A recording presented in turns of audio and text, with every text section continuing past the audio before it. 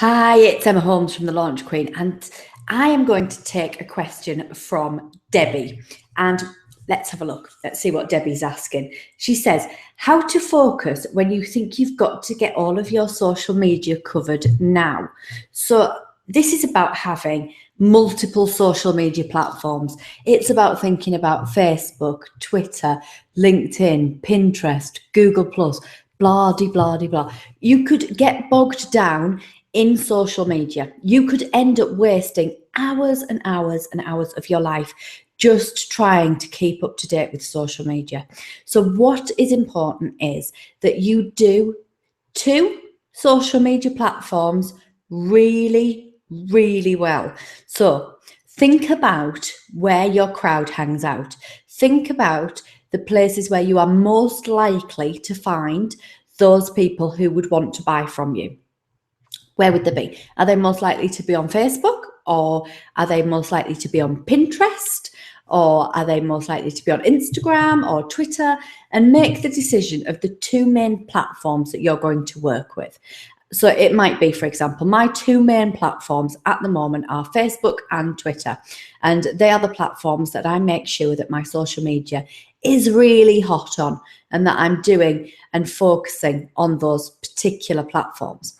Now, that doesn't mean that I don't have social media presences elsewhere, because what I do is I have Pinterest boards, and I would always attach on a regular basis some of my memes to my Pinterest board, and I also share my blog each week onto my Pinterest board. I have Instagram, and I use that when I'm out and about, and I post on that, not to a set schedule. It might be once a day, probably, maybe 5 times a week on average. But that's something that I can just do when I'm out and about, and I just use my phone to do that.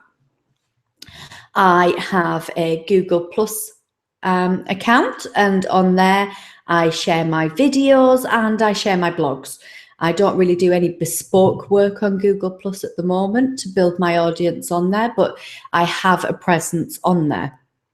But my main presence is on Facebook and Twitter. And what I do is I work on a monthly schedule, and each month I focus on one particular platform, so one particular social media platform, and I work on growing that platform. That is where I work with growth, and I look at my Facebook page and I put together a target of how many people I want to have on my page by the end of the month, and I work on building my Facebook page for a month.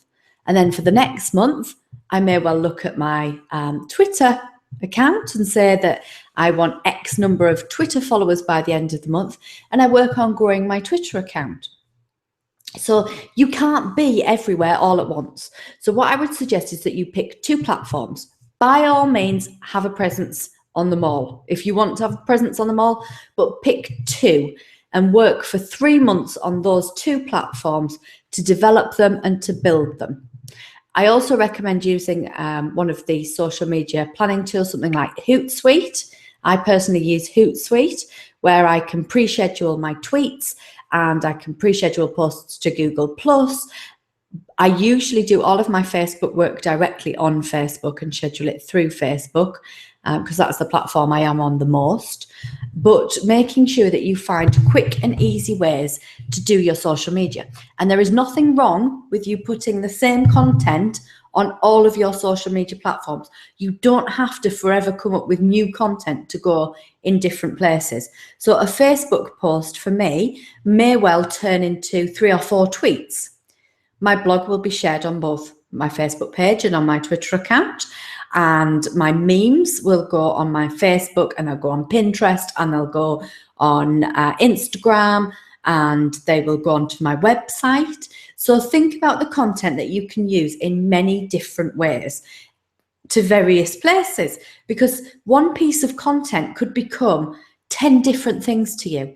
It could become a Facebook post, a tweet, well, 3 or 4 tweets. So you could have 5 there already. You can have it as a Pinterest pin. You can have it as an Instagram post. You could have it as a LinkedIn status update. You could have it on your website. You can have it in all sorts of different places that will result in you taking one piece of content and using it on a number of occasions.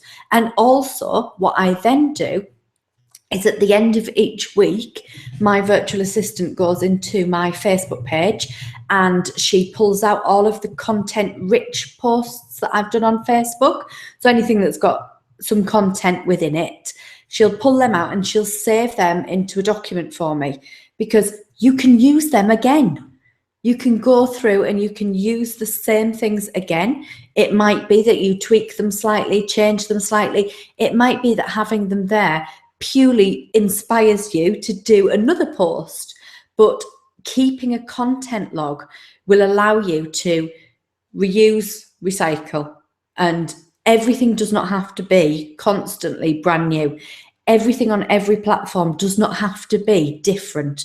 Think about the ways that you can take one piece of content and you can reuse it in different places to make life easier for you, because otherwise you can just end up being a social media factory for your business, and that isn't your job. Your job is to market your business, but not to lose every single ounce of your day to social media. So think about the pieces of content that you can take in your business that you can, one, repurpose and put onto different social media platforms, but two, keep that log so you can reuse and recycle the things that you've got. Bye for now.